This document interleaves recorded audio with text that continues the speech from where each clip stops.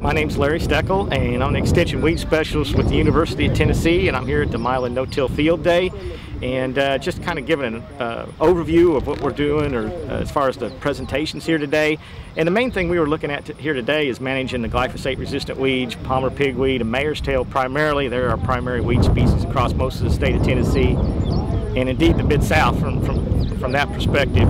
And one of the first things I was touching on is really we're doing a better job managing our glyphosate-resistant weeds, particularly Palmer pigweed this year compared to last year in the state.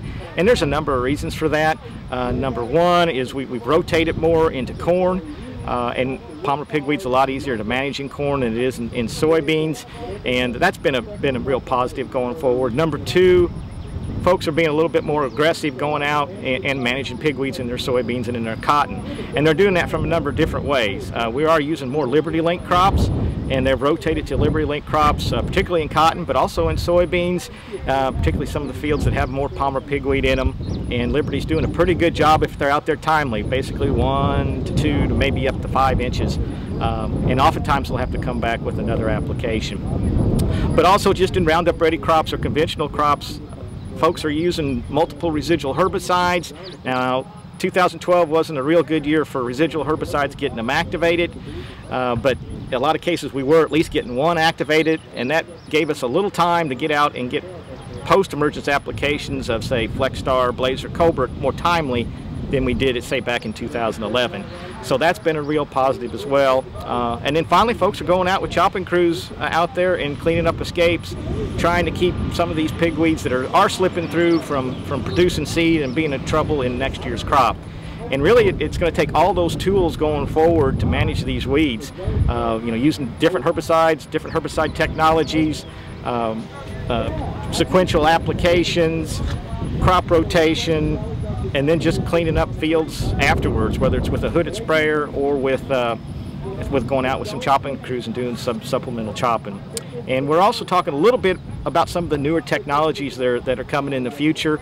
The pyroxasulfone product, which hopefully we'll have labeled in soybeans this next year. 3 different companies are going to sell it by itself, just the herbicide by itself. It's going to be called Zidua from BASF.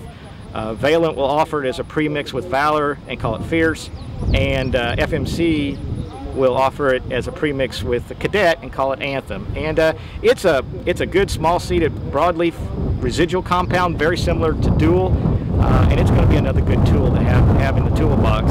And then just another year or two out is some of the new technology traits, the dicamba trait from Monsanto, the 2,4-D trait from Dow, and these things are going to be very good tools to help us manage pigweeds going forward.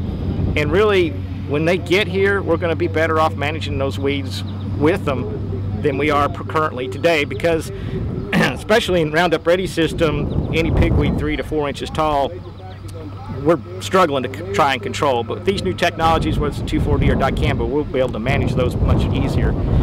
So it will help us. Now, I don't want folks to get the thought that we're just going to be able to go back to Roundup Ready 2003. Nothing, unfortunately, is going to be that simple and easy. We're still going forward, even with these new technology traits. We're still going to have to use all the tools that we have in the toolbox to manage weeds. So again, crop rotation, using residuals, overlaying those residuals. In some cases, getting cultivators out. In other cases, getting chopping crews out, using hooded sprayers. And we've even got some folks looking at implementing some cover crops in some cases. So I think we're going to have to use all these tools going forward to help manage pigweed from now and in the future.